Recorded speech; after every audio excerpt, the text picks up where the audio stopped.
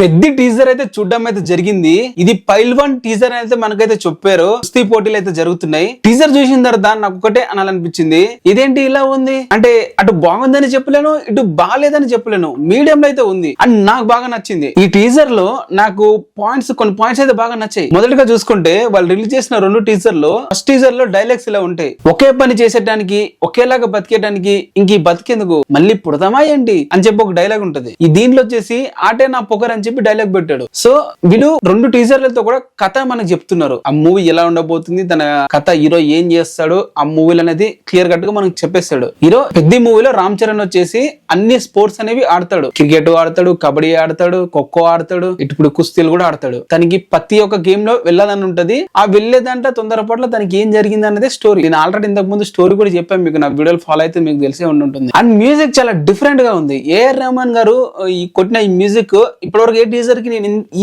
అంటే స్పెసిఫిక్ గా ఇలాంటి మ్యూజిక్ నేను వినలేదు. చాలా డిఫరెంట్ అప్రోచ్ లో అయితే ఇచ్చారు.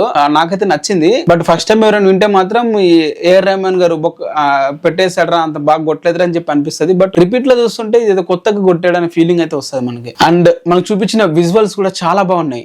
అంటే విజువల్స్ రియాలిటీకి దగ్గరగా ఉన్నాయి. ఇన్ని రోజులు మనం అన్ని బ్యాక్గ్రౌండ్ లో గ్రీన్ స్క్రీన్ పెట్టుకొని, వెనకాల గ్రీన్ స్క్రీన్ పెట్టుకొని మనం అయితే వీడియోలు చేస్తుంటాం చూడండి. మన స్టార్ హీరోస్ ప్రతి ఒక్కరు కూడా అలానే వస్తున్నాయి ఈ మధ్య. బట్ ఇది కొంచెం ఒరిజినల్ లొకేషన్ లోకి సెటిల్ వేసుకొని తీసినట్లయితే కనిపిస్తుంది. కొంచెం బాగుంది చూడడానికి. అండ్ రామ్ చరణ్ గారు బాడీ సీజీ అని చెప్పి అంటున్నారు.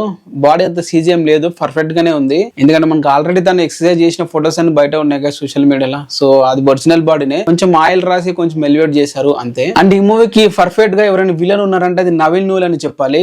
ఈ నవీన్ నూల్ వచ్చేసి ఎడిటర్ గా ఈ పెద్ద మూవీకి అయితే వర్క్ అయితే చేస్తున్నాడు. తిను రీసెంట్ గా వర్క్ చేసిన కింగ్డమ్ గానీ, లేకుంటే ఇంతకుముందు ఫంకీ మూవీ గానీ, ఈ మూవీస్ అన్ని కూడా ఫ్లాప్ అయితే అయ్యాయి. రీజన్ ఒకటే, ఎడిటింగ్. అసలు ఏ సీన్ తర్వాత ఏ సీన్ ఉండాలనేది ఈ ఎడిటర్ కి క్లారిటీ ఉంటుందా, లేకుంటే ప్రొడ్యూసర్స్ డైరెక్టర్ చెప్పిన దాన్ని బట్టి చేసుకుంటూ వెళ్తాడా? అది ఒక్క దాంట్లో ఆన్సర్ ఇచ్చేస్తే చాలు, లేదంటే బుచ్చిబాబు గారు చూసుకుంటారు మొత్తం. బట్ తినొచ్చేసి కింగ్డమ్ లాంటి మూవీ మనకు మరో దురంధర్ అవుతుండే. వాళ్ళు ఏం సీన్లు కట్ చేయకుండా ఏదో విధిగా పెట్టుంటే ఏదో రఫ్ గా వెళ్ళిపోతూనే ఉంటది. అదేదో స్టార్ట్స్ ఇక్కడ పెద్ద మిస్టేక్ చేసి ఎడిటింగ్ లో ఇలాంటి మిస్టేక్ ఏదైనా నవీన్ వాళ్ళు చేస్తాడా అని చెప్పి డౌట్ గా ఉంది. But Buchi will take care అని చెప్పి అనుకుంటున్నా. మీకు ఎలా అనిపించింది టీజర్ కింద కామెంట్ చేయండి. నాకైతే బాగానే అనిపించింది.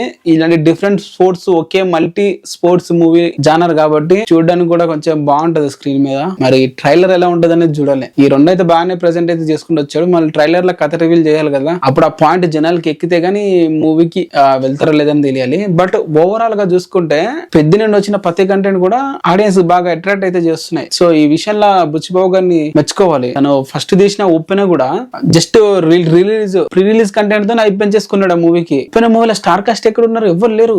తను కొట్టిన సాంగ్స్, ఆ వచ్చిన కంటెంట్ తోనే అయిపోయి పెరిగింది. సో ఇప్పుడు కూడా అదే విధంగా ఫాలో అవుతున్నాడు ఈ బుచ్చిబాబు గారు. చూద్దాం మరి ఈ మూవీ ఎంత మైలేజ్ వరకు వెళ్తుంది, ఎంత కలెక్షన్స్ వరకు వెళ్తుంది అని చెప్పి అనుకుంటున్నారు కింద కామెంట్ చేయండి. ఇది నా రివ్యూ. కొంచెం లెంత్ అయిందని అనుకుంటున్నా, పర్లేదు. చూసే వాళ్ళకి థ్యాంక్స్.